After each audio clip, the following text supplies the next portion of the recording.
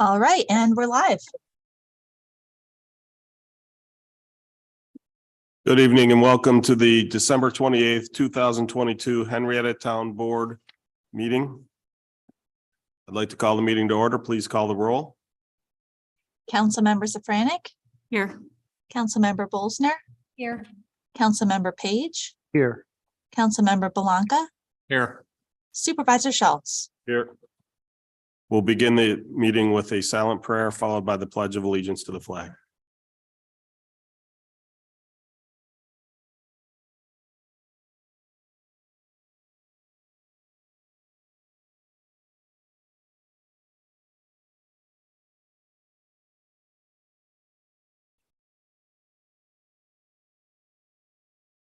I pledge allegiance to the flag of the United States of America and to the republic for which it stands, one nation, under God, indivisible, with liberty and justice for all.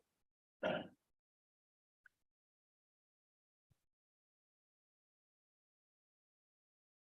I get a motion to approve the minutes? Mr. Supervisor and fellow board members, I'd like to make a motion to approve the minutes of the preceding meeting from December 14th, 2022. Second. Any discussion? Hearing none, please call the roll. Councilmember Safranek, Aye. Councilmember Bolsner, Aye. Councilmember Page, Aye. Councilmember Belanca, Aye. Supervisor Schultz. Aye. First up, we have special use permit application number 2022-048. Roger Michael Douglas, 112 Armbruster Road, to have up to 50 pigeons at one time as pets. Do we have a representative for Mr. Douglas here? Come on up and speak. Yeah, they're not. Could just you any- introduce yourself and then name your address, please? Okay, my name is Roger Michael Douglas, address 112 Armbruster Road. Thank you. Henrietta, New York. It's for the minutes. Okay. Go ahead and describe what you're looking to do.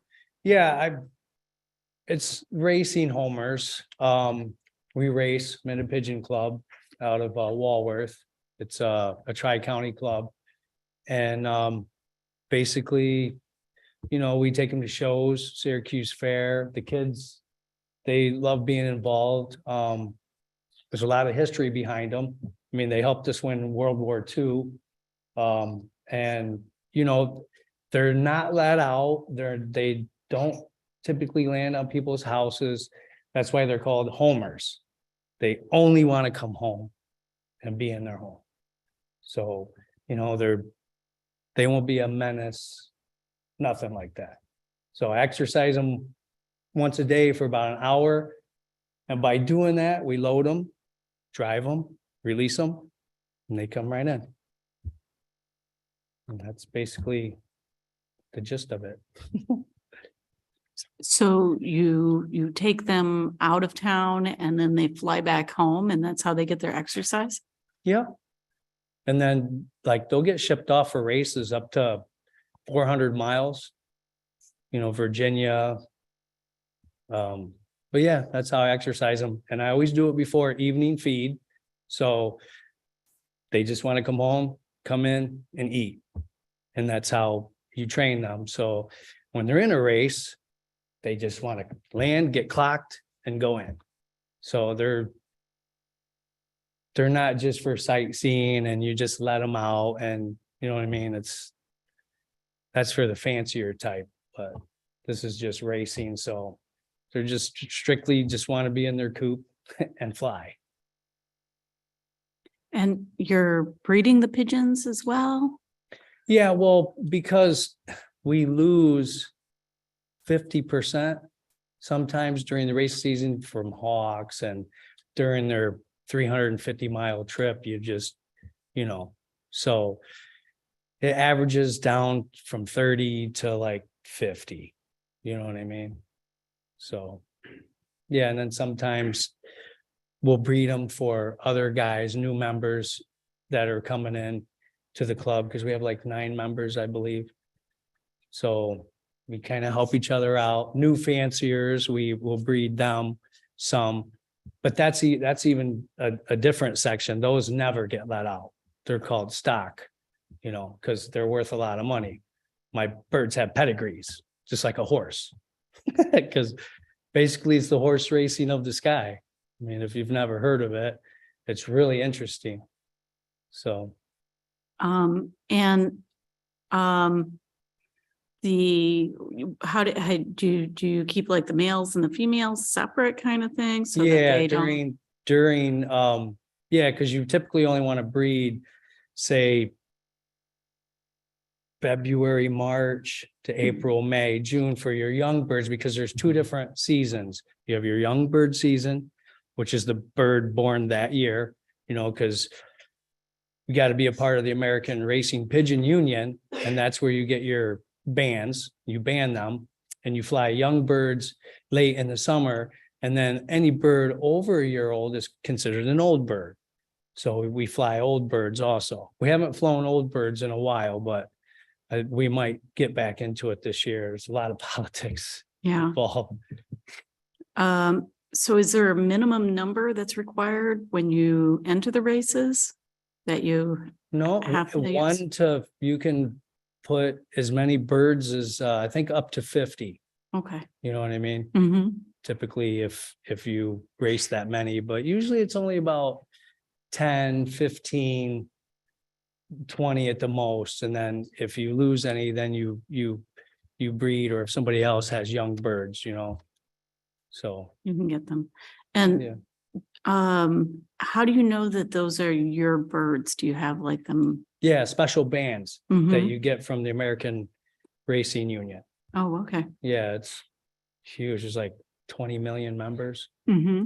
Yeah. So they send, like, we'll get our bands we can't get them until January 1st. Okay. So you can't ban any birds. Like, say if I have some babies born now, Mm-hmm. they won't be considered young birds until the rules are you cannot ban them until January 1st. So we have a meeting on the 1st and everybody gets their bands Okay. for the new young. And how long have you been raising birds? Oh my gosh, I got into it when I was 15. I met a German guy out of Savannah, New York, Mm-hmm. and he taught me everything. But I haven't had them in, I would say, 12 years. And then I have time to now. I own my own company. I paint, so I kind of have flexible time. And so I'm like, hey, I'm gonna get some birds. And I never would have thought in a million years that That you needed a special permit. use, Mhm. yeah, or I would have, come in before. So how absolute- long have they been at this particular location? Probably 3 months. 3 months? Okay. Yeah, And I assume 12 years ago, you weren't living at Armbruster, you were living somewhere else? yeah. Newark, New York, Gotcha. yeah. Um, And the neat thing about the racing homers are, like, any birds born at my loft will always come home to my loft. So you can never lose a bird, mhm. It's kind of neat. So it's been mentioned that there had been a chicken coop that was there, like maybe 10 years ago. What's that? Yeah, it's a shed. Mhm. I guess they put in a little hole and then had, I seen an aerial view from Google Maps, and Mhm. it seemed like they had a tarp over some fence there, but that's gone. It's just a shed. Okay. It's just an 8x8 shed we use for our lawn stuff. So that wasn't you that was raising the chickens? No, ma'am. Okay. No. How long have you been at this location? Me, 6 months. Okay, and you don't own the home, you're renting the home. No. Yeah, we own the home. You do own- My girlfriend Zahara, who I'm here representing. She owns the home. Yeah, she's Okay. been there, Okay, I don't know how long. okay. But the house just got put fully in her name. I want to say 6 months ago, maybe a year ago. because the mail keeps getting sent there. Somebody else's name and she's like, this is weird. Yeah, How tall is the structure? It looks fairly tall from the picture. It's about 7 foot something in the back to almost 10 foot in the front. Because I wanted a nice pitch on the roof. Do you have a permit for that shed? It's in the process. For all that, because it's this much too big. For space for the 1% lot size, I had to get a variance. And you have gone in front of the zoning board yet? That's the 5th. Okay. So, yeah, they've been really. Nice to me and pays it because I didn't know anything about a variance. And so, and the coop, it seems tall because it has to be. You want it that high off the ground. So that no vermin or critters or anything, and like I keep all the food in steel containers, nothing can get to it. I use the. What is it, 3/4 inch wire, so no birds, no mice, nothing can get it. Well, of course, I wouldn't want them to because right. birds are worth a lot of money, so I want to keep them safe. And is that 10-foot height including that area underneath, or is it, Yes, okay? yeah, Good. I drove by that. It looks a lot taller than 10 feet to me. no, I measured It it is because, exactly 10 feet. Okay. yeah, he told me that I think if it was over 12, it would have to be considered 2-story. Yeah. So he had me measure it. It's really tall. And you said the shed was 8 feet by 8 feet? Yes, the existing one that had a chicken coop in it? Isn't that the one that the pigeons are in? No, No, sir. Oh, okay. What's the That- size of the pigeon coop, the footprint of the 8 pigeon foot coop? by 12. So, okay, I was gonna say it looked wider, yeah. Yeah. And is that large enough to hold 50 pigeons? That has 30. Oh, yeah, because usually it's a square foot per bird. So I could fit a lot more, but I wouldn't want to crowd them. There's like 30, I think I have 36. So.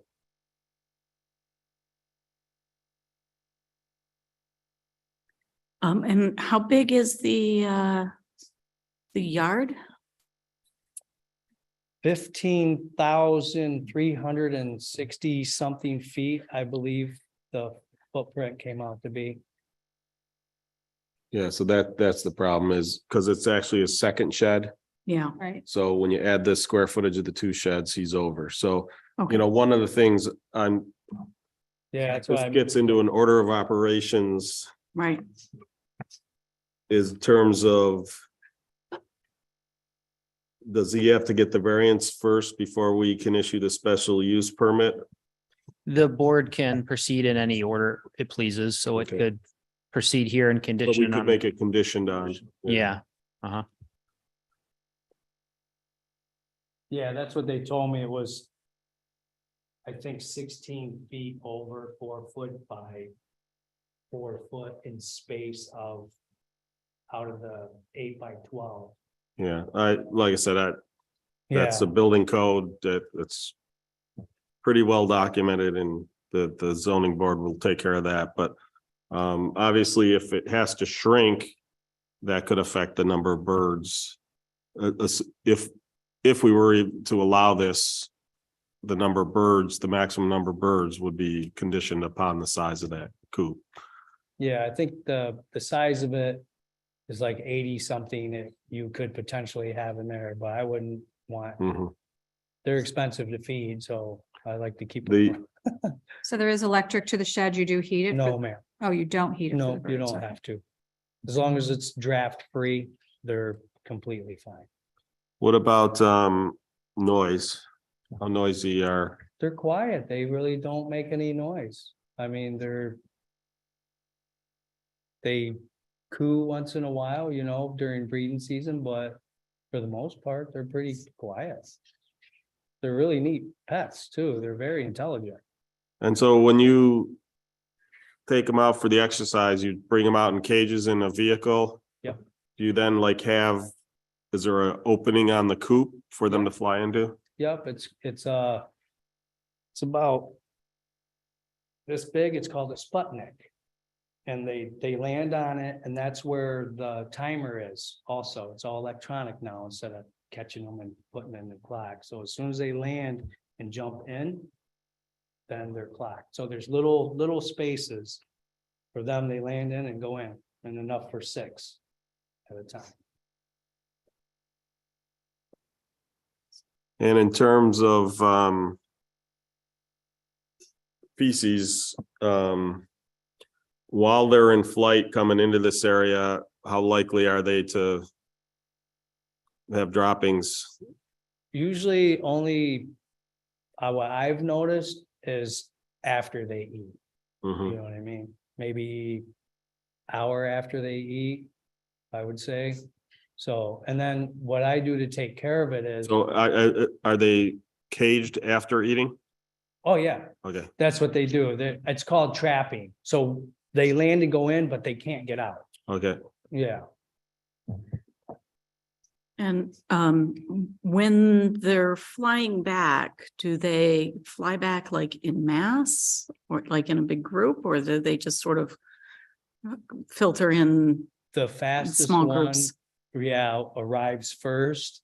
And if the slow one is slow, they leave it behind. Okay, It's just like the race cars, really. yeah, so they're not going in a huge And group. that's how you determine also what birds you're gonna race. And typically you'll sell or trade or get rid of the slow ones. Mhm. So, So if I'm understanding correctly, the only time the birds are out of the shed is when they're racing. yes, And do you race all 37 at the same time? no, sir. How many would you race at a time? Probably the most I've ever is like 7, you know, That's why I wanted to ask the question. Thank you. So, yeah. so you said every day before feeding, you take them and release them to come back to the coop. For exercise, Okay, yes. because I know in your, Not all of them though, not like all 37. Not all in. but you one had day. said in the notes that you had sent in that you do it 3 times a week, but you're saying you do it every single day. Yeah, You just if- choose different birds to go with you. Yeah, like I'll take them to work, like if I have a job in Auburn or if I'm paying a house in Geneva. Or I just bring them with me and I release them. And I have cameras that I could see and it lets me know if there's any movement.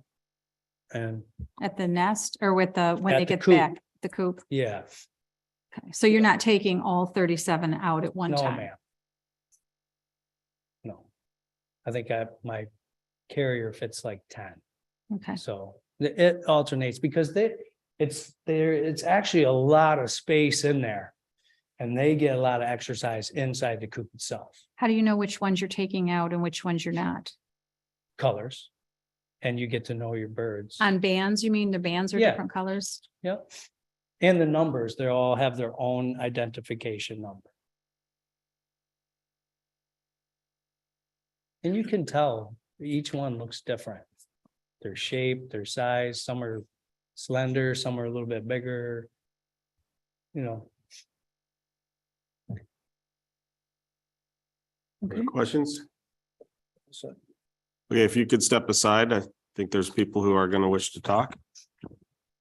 If someone would like to comment on this application, raise your hand. Coming up, Okay, what do I do? introduce yourself, say whether you're a Henrietta resident, and then tell us what you'd like to say. Nancy Haberberger, Henrietta resident, 180 Amston Drive. We're just a stone's throw from his house. I think 50 pigeons is too much. There's going to be feathers and pigeon poop and it's almost like a business if he's going to be racing them. And it's a residential neighborhood. Have you been seeing problems to date? Pardon? Have you had any problems with the birds to date? So far, have you Have you had had any problems issues? with pigeons so far? Has he had them already? Yes, Yeah, we've had. yeah, I didn't know he had. yeah. them. We didn't know either. Once we found out, we let them know you needed to get a special use permit, but We had any, but. I'll get, Good power lines. just make sure you're near the microphone when you're talking. Could you introduce yourself as well? Sure. We have power lines. No, introduce yourself, please, for the minutes. Say your name. Okay. Oh, George Haberberger. Thank you. We have power lines that run through the back of the house, not out front.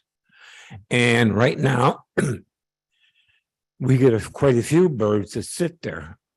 And then we also have an above ground pool, which some of them use. And our patios out back, and some of them use that too, even the grill. For the toilet. For a what? You're talking about the bird. Oh, for a Or toilet. they Yeah, use it as a bird's bath. No, you're saying just birds in general, not specifically these pigeons? yeah. Right. Birds in general. Right. I just don't think we should have a whole bunch more coming around. It just seems that, you know, the ones that are naturally there aren't a lot. I think after a while, the electric wires get to a couple of them. But it's just, we have a up above ground pool out back. We have a patio out back. And it just seems to me that we're gonna have problems. I remember when I was a kid and wasn't up here, but it was down south, you know, in Pennsylvania. That's not south.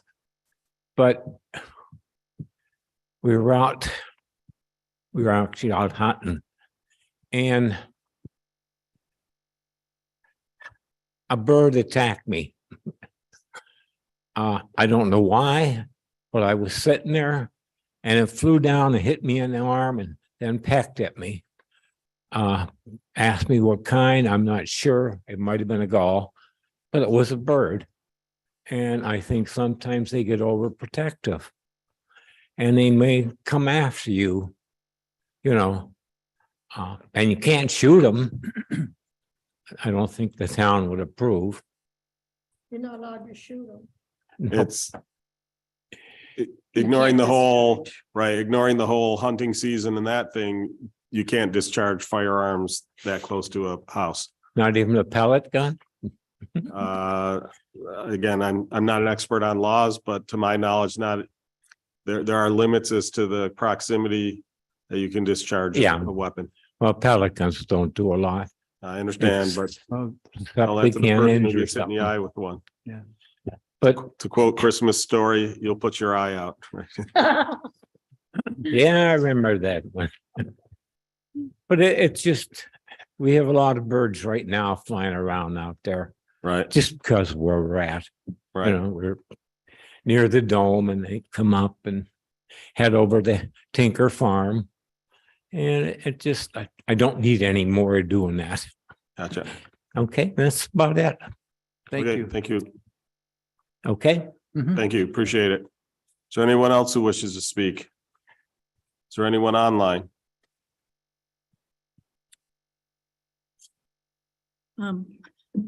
If I may, I have another question for the applicant. Come on, back up. Have you reached out to any of the neighbors that may be concerned about this and had any conversations about what you're doing and your hobby? Yeah, my next door neighbor, he thinks it's really neat. He brings his little kids over to see, and he knows about pigeons, but he's never heard of the racing aspect. But yeah, his kids love them. You know, they're pretty to look at, but you know, I understand their concern, but I assure you, my birds would never do that because they want to get home. They never hang out because they're in fear of hawks and stuff. You know, they feel safest inside their coop. And I mean, if they were to land on somebody's roof, it would be for a quick second and then they would, you know, drop in and go right in. You know, that's why I wish if I could speak to you guys before this, you could have did a little bit of research. Well, right. So just so you know, we don't have to make a decision today. In fact, I'm going to recommend we table because we don't, when I was first looking at this, it's a lot different than what I was envisioning. Okay, And so, yeah, I'm good with that because I mean, Yeah. if you did a little bit of research, you'll see them. When they come home, they come out of the sky, they land on that Sputnik and they go right in. Because they're hungry and they want to get back to their mate. right. And you've had them for how long at this address? 2 months. 2 months? Yeah, and I haven't let them out at all. Okay. So Thank they you. they have not been out, so they Yeah. haven't been interfering with anybody. Could Thank you, email me at supervisor@henrietta.org? Could you send me a link to, an the organization you've been talking about? Like, is there a regional club or some to someone that we could potentially reach out to get additional information? Yeah, the American Racing Pigeon Union. Yeah, is there a Yeah, local? Yeah, you can Google that. It is American the Pigeon. American Racing Pigeon Union. And like they sent me pamphlets and stuff to educate the neighbors Right, and stuff like that, because, I want to be a good neighbor. right. I've never been in trouble. I don't ever want to be in trouble, especially for, Right, being a fancier. sure. I will say 50 does seem like a lot for this size neighborhood. Yeah. But I also, again, Well, it's never. I'd at a like to constant. understand that, what's it? It's never at a constant of 50. It fluctuates because, Understood, but yeah, still, a maximum of 50 seems like a lot. That's my first instinct. Like I said, I'm gonna want to understand some stuff. I had highlighted a couple areas where I thought this potentially violates, so there's 9 standards, I guess you would call them, considerations, things that we are supposed to look at when considering a special use permit. And there's 3 potentially that this has some adverse impacts or some conflicts with, and I want to better understand it. And, they basically go into whether one of them is whether it's substantially consistent in its scale and character with those uses. So as you start to get to a larger, call it working farm, for lack of better, in other words, to use your analogy of a horse, right? If a small, an individual residence has a horse or 2, now obviously not, and you got to have a much bigger area for a horse, but my point being, absolutely. so for instance, I have 8 acres, I could have a horse or 2, right? I couldn't have 50 horses. That wouldn't make sense where I'm in with neighbors, right? If I was out in the agricultural areas with horse farms, that makes sense. So somewhere, one pigeon is not too many. 1,000 pigeons is way too many, right? Sure. The line is somewhere in between there. Is it north or south of the 50? I don't know. I that's some of the stuff I need to understand a little better. So that's one of them. The next is a nuisance in law or fact. When you were talking about that, you released them. I didn't realize that you took them somewhere else, released them there, and they came in, because my experience, not necessarily with pigeons, but with birds in general, they tend to defecate upon launch. So like if they've been eating and they're sitting still, when they leave their perch, wherever it is, that's generally often where they'll defecate. And I've got plenty of evidence around my yard to this fact. And so if you were releasing them in your neighborhood, that's potentially bringing that feces into the neighborhood. Whereas if you're releasing them way out at a job site and they fly back, that reduces the fact. And also the fact that they haven't eaten in a long while before release. Is that correct? Yeah, because you want them hungry. And they- so therefore they're going to have less in their system. Therefore they're going to have less feces along the way. So there's a lot of stuff different. So that was one of the, D, which is nuisance in law or fact due to it being materially noxious, offensive, et cetera, and so forth. And then the third one has to do with whether the physical conditions and characteristics of the site are suitable for the proposed use, considering size, configuration, location. In looking at the picture, it's sizable. You know, one of the things we've got an issue here too is, again, you're over your limit for backyard structures. So there's two ways around that. You reduce the size, or remove the other shed, right? Right. Assuming that gets you your square footage down enough, or you have to get a variance. So, Yeah, because like I said, I believe it was 16 feet over. right, So, I mean, you're looking at 4 foot by 4 foot. right. So, Yes. Any other factor is there's never more than 10 or 12 birds out at one time. Even there may be 50 in a coop, but Well, yeah, no. right. okay. Although again, if he gets to 50, it seems to me he's gonna have to increase the number that's released on each. In other words, if you think about it, if he's got 36 and he does 6 at a time, that means they get to do the length fly every 6 days. Well, the other 15 would be young birds. That's Gotcha. why it fluctuates. And then I either get rid of them, because like I said, I try to maintain around 35. Now, when you're initially training, like, do they start with a short run? And then I build consecutively longer runs? How do they? Yeah, you'd start off with probably 5 miles because they're built with the homing instinct already inside their brain. I get they have that homing instinct. I just don't get how they find it.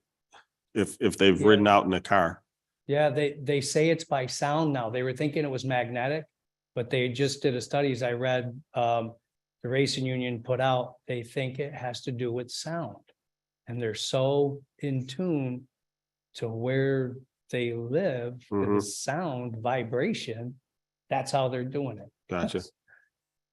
Yeah. It's kind of Okay, so like I said, those are the three things that initially I was looking at that I don't know that this thing fit. But I want to do some more research because I'll be perfectly blunt. It's a very different story than what was in the application. Didn't do justice as to what you just explained, and based off of, and I suspect that's also the case with a number of neighbors. I will say, there was a recurring theme in a number of the neighbors' responses. And that was the previous chicken coop that was allowed to, vermin were allowed to accumulate there. There were problems with rats and mice, odor, feces.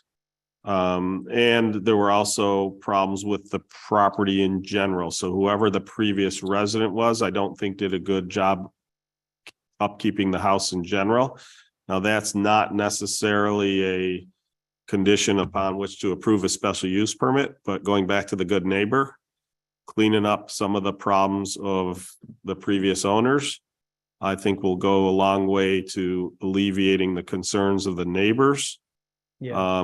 One of the things, and I don't know if there's any way to do this, so I'll have to have some discussions with attorney before the next meeting, as to whether, so in other words, it can there be a condition? Essentially what he's saying is that he's laying out a particular, call it method of operation. If that were ever to change, that you were just opening the coops up and they were flying in the neighborhood and coming back and causing an issue, could that be grounds for, can we put a condition in there that if that occurs, that we could revoke? I don't need an answer now, but those are some of the things I want to take a look at because, as I put it, our job isn't to deny special use permits. Sure. Our job is to get you to essentially mitigate any potentially adverse impacts on the neighborhood. So if you can get rid of all this stuff, if you can mitigate the issues, that the neighbors bring to us as objections, then we can approve it. If you either are unable or unwilling to, then that's when we reject it. So like I said, I look at that. From the sounds of it, it sounds like it's possible, whether it's going to be 50, whether it's going to be 35, 40, I don't know. But like I said, I'm going to want to do some additional knowledge. It sounds like some of the exploration, some of the other board members will like to do so as much. We're going to have to explore and discuss what we might want to put on from the limitations. And I'll want to understand from additional neighbors, because like I said, most of the complaints seem to be about the previous chicken coop and for fears that this is a repeat of what used to be there. Yeah. Because a number of people talked about there was a problem with vermin. Yeah. So one of the things that's going to be critical too is that you stay ahead of the feces issue and get that. I saw in your thing, you talked about how you would clean that up and take it out to a farm in Walworth. Yes. But that's going to be critical because again, going back to this factor D, noxious odors is absolutely one of the items. And if feces is allowed to build, it's the same thing we require with chicken coops. Now chickens, we only allow 6. Granted, chickens are significantly larger than pigeons, but there's a big part of that is, again, you can lose your permit if you don't take care of the feces issue. In fact, we had my former deputy town supervisor, that was part of his job, as he used to call it, to deal with urban chicken manure specialist, to make sure. Sure. That was a common complaint about chicken coops, is the odor. Yeah, and this is different. You know what I mean? It's not, they don't go outside. They don't, Right. like the feathers, they're all contained. There's no, I mean, we clean it every week. It's, my son and the little one, they help out and, we, because we don't want them to get sick. Right. They're, like you said, they're not like chickens. Any other questions, comments? I think it would be worthwhile, maybe if you have the opportunity to reach out to some of your neighbors and provide a little bit of education as to what it is that you do and what the difference is with the racing pigeons as opposed to Sure. maybe the general pigeons that hang out at our bird feeders and all that sort of thing. Yeah, they're different. And or poop all over statues Right. downtown. Yeah, not these ones.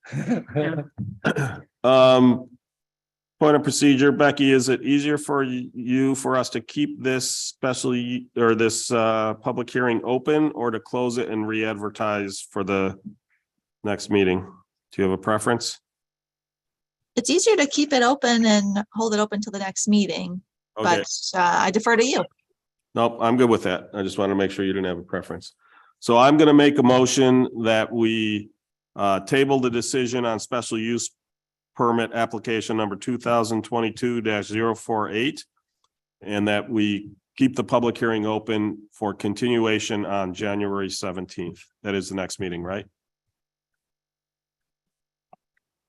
I can check. It's actually the 18th. 18th. Thank you. Oh, 17th is the workshop. That's right. So that means he will have been in front of the zoning board prior to that. I don't know. Is The it zoning board appoint- January He 5th or said February January 5th? 5th is what he said. January 5th. Okay. That actually helps us too, because then we'll know Right. whether you were able to obtain a variance or not. So, I'd Good night. like to have a second. I'll do the second, please. okay. Assume you heard that Rick seconded. Any further discussions on the motion? Please call the roll. Councilmember Safranik, Aye. Councilmember Bolsner, Aye. Councilmember Page, Aye. Councilmember Belanca, Aye. Supervisor Schultz. Aye. Well, thank you very much for educating us on homing pigeons. And like I said, we're going to research this a bit more. By then we'll know whether you did or didn't get the variance. And we'll reconvene on the 18th. Okay, perfect. Thank you Thank so you. much. And you guys have a happy new year. Me too. Thank you. Thank you. And thank you for the neighbors for taking the time to come in and Yep, provide us thank you. feedback. Very much appreciate it. Next up, we have a public hearing for a proposed local law to amend the Henrietta zoning code with respect to complementary uses for the historic properties incentive zone. So this law, we already have put in place incentive zoning. It was originally part of the 2019 comprehensive land use plan update, as well as the follow-on update to the update. I don't know. Yeah. And then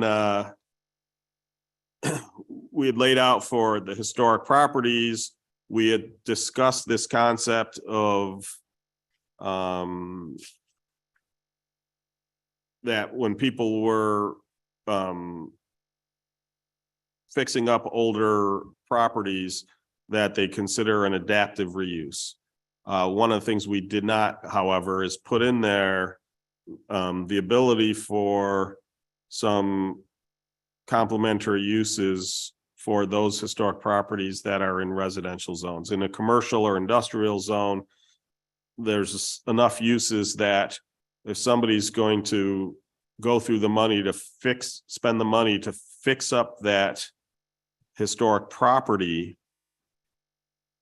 they typically have enough uses, whether it's, you know, an office space or depending on the zoning district, they might be able to do a multi-family, like a duplex or a triplex type arrangement, and be able to recoup the costs it takes to restore these properties. In the residential zones, the uses are so limited that it's difficult to do that. And so that then makes it hard to find people who are willing to restore these homes, because just selling it as a single family home, they're probably not going to recoup their costs. And so the idea is put together a list of complementary uses that are low impact on the neighboring houses in the residential use or in the residential zone, but would allow some additional revenues. I'll note that this is not changing the allowed uses in residential zones. That is not changed. This is just saying if somebody is willing to restore a historic property and maintain it fully, as part of that, they can apply to the town board for this incentive zoning, and they can request one of those uses. We can then look at it and make a decision as to whether that does make sense. And from a standard, this is closer to a zoning standard than it is to a special use permit. Is that correct, Don? In terms of whether we apply whether we allow a incentive zoning? I think it's fair to say that there's more discretion in the incentive zoning determination than there is in the special use permit determination. So, you know, it gets into what makes sense for the historic property, what makes sense for the neighborhood. One of the things with regards to this, as we do with all the historic properties, we would, you know, look for input from our historic site committee first on whether this is a historic property worth saving. Because sometimes the houses, it may be one that is not currently designated, but could be one that, you know, the historic site committee would like to see designated and saved. And then the second question is, you know, when they put forth a proposed use for it, is that proposed use consistent with the historic property? So obviously, if they're going to totally change the facade to fit whatever it is they're proposing for that complementary use, that may be something the historic site committee will say, no, that's not a historically consistent facade, that, you know, So just like we do with all of our Article 10 decisions, we look for feedback in a letter from the Historic Site Committee upon which to base our decision. So that would be similar here. If somebody comes in for this complementary use incentive, we would reach out to the Historic Site Committee, get their opinion on it so that we can then make an informed decision based off of their expertise of the history of the town. So that's what we're looking at. Does anybody have any comments, questions, anything they'd like to add? I think it's a great idea. Oh, I do have a hand raised in our virtual audience. Great, go ahead. This is Kevin Yost. Go ahead. Kevin, 74 Middle Road. As holder of a degree in history and being formerly president, vice president, co-president of the Henrietta Historical Society, and I agree with what Councilman Page just said. It's a good idea, and all the details that Supervisor Schultz has said is multiple win situation if passed. The properties can be restored and with incentives from the town, provide the ones in residential areas have uses that comply with they're satisfactory to the neighbors. Great, thank you, Kevin. Thank you. Any other comments? And hearing none, I am going to close the public hearing for the proposed local law to amend the Henrietta zoning code with respect to complementary uses for the historic properties incentive zone. Finally, we have a public hearing for the proposed local law to amend the Henrietta zoning code to allow adult use cannabis retail dispensaries in commercial and industrial corridor of the industrial I district. So we've actually already put this code in place for the commercial B1 districts along the particular stretches mentioned in here, which is Jefferson Road between John and Winton and West Henrietta Road from Dorschel to the railroad tracks. And the reason we picked those locations is there aren't much in the way of houses, parks, churches, playgrounds, etc., in close proximity to those areas. They are the retail corridors, the major retail corridors in town. The Jefferson Road, because of its history, if you go back to the 1950s, it was largely industrial, with large open spaces in between, including baseball fields and an airport and all sorts of other things. The original industrial sites stayed industrial. The other sites became commercial. And so even though Jefferson Road is now become pretty much all commercial,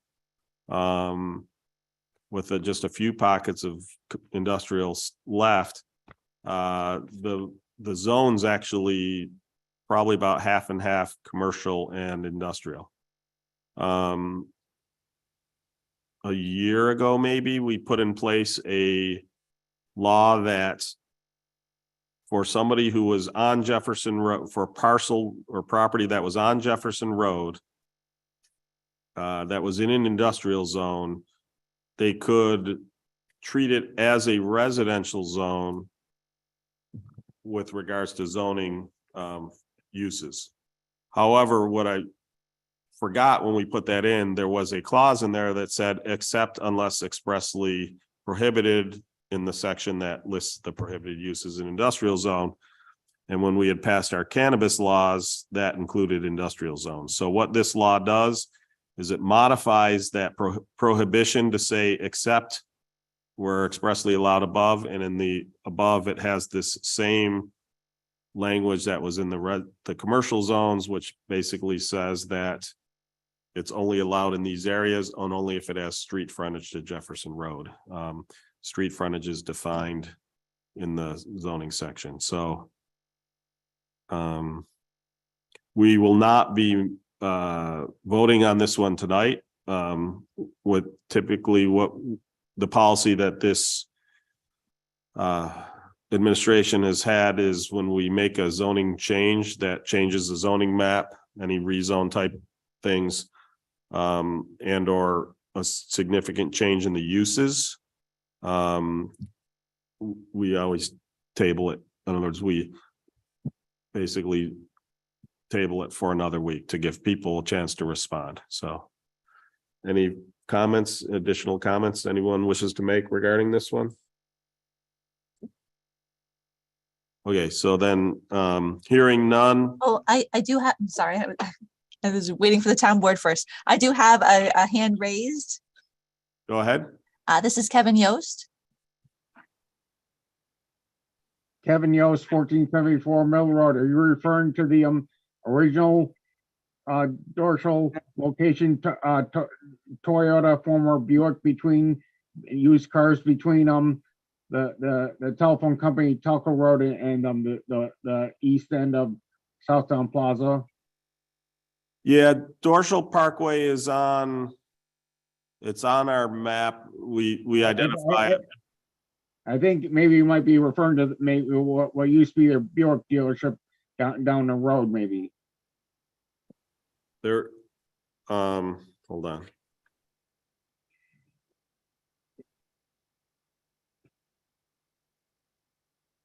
The former Oldsmobile dealership.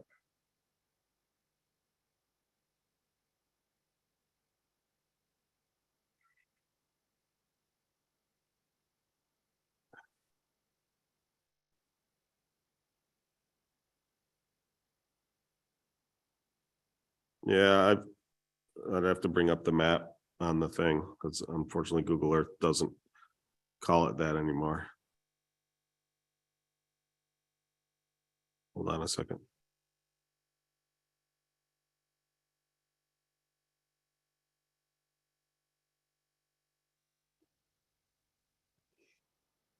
So it's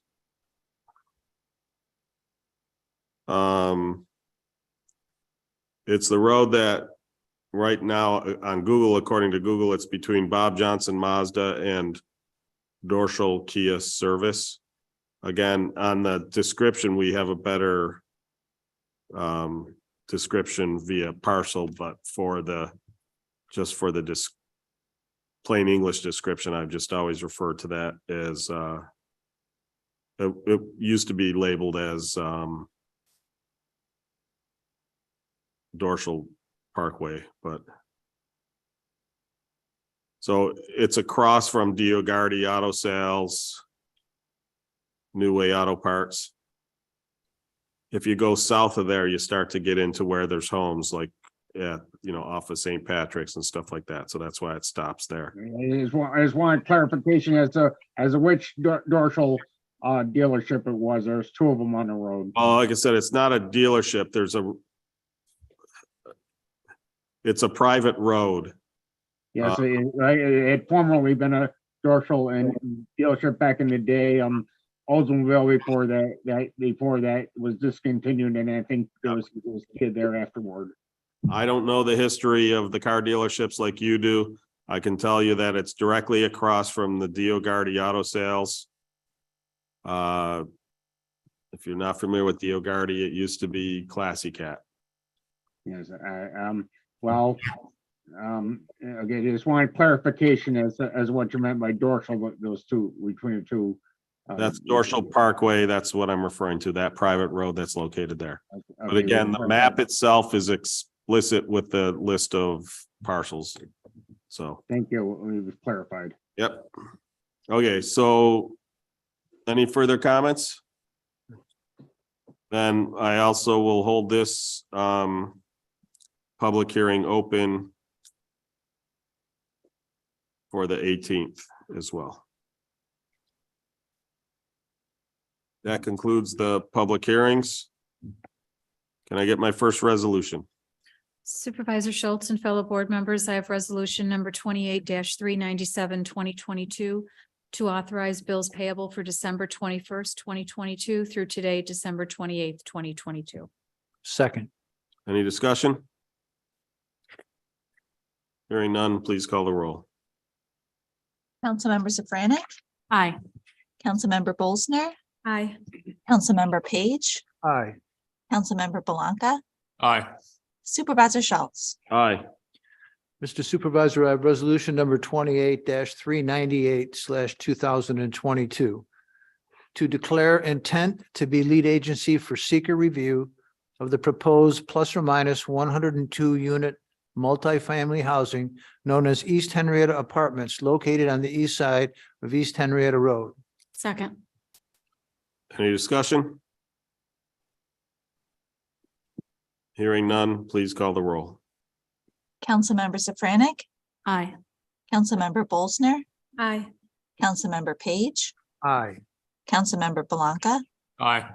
Supervisor Schultz. Aye. Mr. Supervisor, fellow town board members, I have resolution 28-399/2022 to authorize payment for purchase of 5694 West Henrietta Road to purchase the land and improvements for establishment of Chapman's Corner Historic Park. Seconded.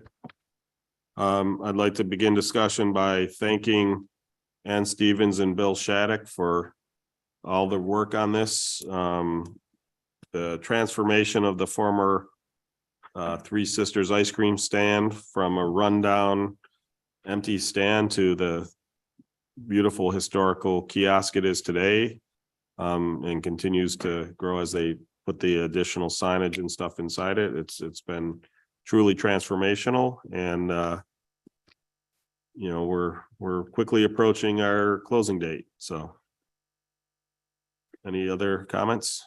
I'm looking forward to the spring and being able to go there and see that beautiful fountain that they have and enjoy the park. Might be a little bit before the fountain, because basically when it comes in, we're going to be doing the utility work. Yeah.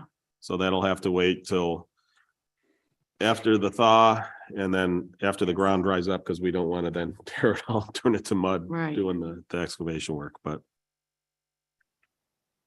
I've watched Ann and Bill advocate for this community for years, but this is just over and above what I could even imagine. Just unbelievable. Agreed. any further comments? Hearing or seeing none, please call the roll. Councilmember Safranek, Aye. Councilmember Bolsner, Aye. Councilmember Page, Aye. Councilmember Blanca, Aye.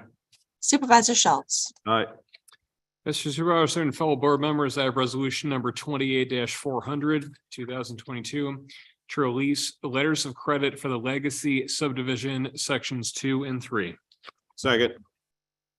So again, they met all the conditions from that agreement in place, so we're releasing the letters of credit. Any further discussion? Hearing none, please call the roll. Councilmember Safranek, Aye. Councilmember Bolsner, Aye. Councilmember Page, Aye. Councilmember Blanca, Aye. Supervisor Schultz. All right. Fellow board members, I have resolution 28-401, 2022 to authorize Kenyon Pipeline Inspection LLC to repair the sanitary sewer pipe on Sienna Drive. Seconded. So this went out through a community development block grant to do slip lining, to essentially stabilize, repair and stabilize these sewer pipes. You get a lot additional life out of them by doing this process. So any further questions, comments? Hearing none, please call the roll. Councilmember Safranek, Aye. Councilmember Bolsner, Aye. Councilmember Page, Aye. Councilmember Blanca, Aye. Supervisor Schultz. All right, Supervisor Schultz and fellow board members, I have resolution number 28-402, 2022 to accept the dedication of the roadway known as Wiregrass Parkway for Lehigh Business Park. Second. so in this particular one, we are pagan dedication, we've got a maintenance bond. It's going to be a bit longer than normal. And that's just largely because there was some issue with the base that seems to have resolved. There's been a lot of heavy traffic on this road and it's not moved, so it looks good. But just in case, we asked for a longer maintenance bond, just in case something has to be done. So. Any further questions, comments? Hearing none, please call the roll. Councilmember Safranik, Aye. Councilmember Bolsner, Aye. Councilmember Page, Aye. Councilmember Belanca, Aye. Supervisor Schultz. Aye. Mr. Supervisor, I have resolution number 28-403/2022 to authorize the repairs of the 2010 Mack dump truck by Beam Mack Sales and Service, Rochester, New York. Second. So Councilman Page and I were discussing this a little while ago, and whereas pre-pandemic, we might have considered whether to save that money and put it towards the purchase of a new truck. Today, with the supply chain what it is, there aren't new trucks out there available. So, you know, I always fear when you put a lot of money into an old vehicle, whether some other system is going to go, and now you've got the, well, I just put $27,000 into it. I can't not spend this amount. But to be honest, we need the truck. And there's just nothing else available. So we really had to get this truck fixed and back on the road quickly. So. Any further comments, discussion? Hearing none, please call the roll. Councilmember Safranik, Aye. Councilmember Bolsner, Aye. Councilmember Page, Aye. Councilmember Belanca, Aye. Supervisor Schultz. Aye. Mr. Supervisor, fellow town board members, I have resolution 28-404/2022 to hire personnel and make the attached changes. Seconded. Any discussion? Hearing none, please call the roll. Councilmember Safranik, Aye. Councilmember Bolsner, Aye. Councilmember Page, Aye. Councilmember Belanca, Aye. Supervisor Schultz. Aye. Mr. Supervisor and fellow town board members, I have resolution number 28-405/2022 to engage McConville, Considine, Kuman, and Morin PC with an expenditure of up to $20,000 to defend against the lawsuit brought by St. Hours. Second. So the estimate, you know, these can range broadly, is somewhere between 20 and 50,000. I initially wrote it up for the 20,000. We can always do an additional approval, or if we want to give a higher limit now, we can. Our council hopes it's not going to go this high, but with these, you just never know. It depends on the number of motions required, appeals, that type of stuff. So. Go ahead. I think I'm okay with this amount and then seeing where things progress with this particular situation. Me as well. Sounds good. Okay, any further discussion? And hearing none, please call the roll. Councilmember Safranik, Aye. Councilmember Bolsner, Aye. Councilmember Page, Aye. Councilmember Belanca, Aye. Supervisor Schultz. Aye. Fellow board members, I have resolution 28-406/2022 to adopt local law number 25 of 2022 to amend the Henrietta zoning code to implement the complementary uses incentive for historic properties. Second. Any further discussion? Hearing none, please call the roll. Councilmember Safranik, Aye. Councilmember Bolsner, Aye. Councilmember Page, Aye. Councilmember Belanca, Aye. Supervisor Schultz. Aye. Do we have any additional discussion items or comments from the public? I do have a hand raised in our virtual audience. Go ahead, Kevin. Just taking a guess. You are correct. It is Kevin Yost. Kevin Yost, 1474 Middle Road, Town of Henrietta. I have an idea. It does, and it should not, the taxpayer dollar should not be used on that, on this.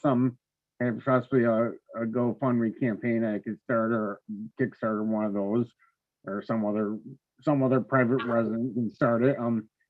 The statue is not necessarily life size. Neither side of the town hall sign behind the town hall, between the town hall and the parking lot. One of Countess Henrietta Pulteney, Laura Pulteney, Reverend Antoinette Brown Blackwell. I was inspired because the Portland Town Hall, town of Portland, on Route 20, west of Fredonia, has a statue of Marmaduke, and his cartoonist creator, because the creator had lived in that town for most of his life. I had helped make the Frederick Douglass statues around the city 4.5 years ago. I was commemorating his birthday the same year Henry and Rush were having their bicentennials. Is supposedly, I think, his 20th birthday too, supposedly. And the sculptor, I think mostly since then, has been an art professor, sculpting professor at RIT, and then I know of the other sculptor who made the Frederick Douglass Susan B. Anthony having tea at Susan B. Anthony Square, and the